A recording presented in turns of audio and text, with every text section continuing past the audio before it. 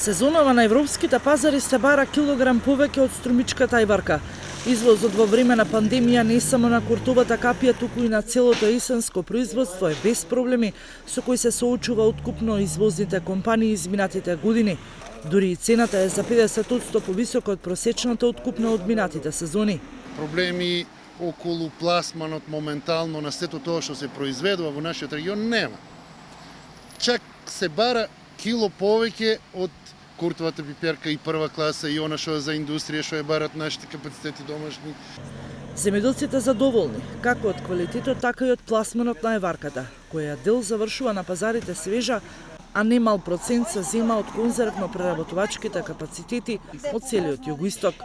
Има терат го, цеанта кажам, не на 30 беше, сега го собори на 25, нешто слушам на 20 сак да го соборат. Роду не е лош, квалитетот е убав на пиперо.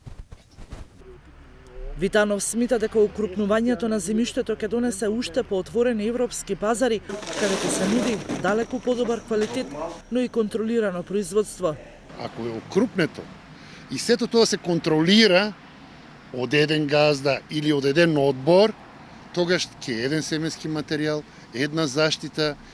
Ајварката годинава се откупува по цена од 30 до 35 динари по килограм, која се пласира како свежа на пазарот, додека пак индустриската капија компаниите откупуваат по цена од 20 до 25 динари по кило.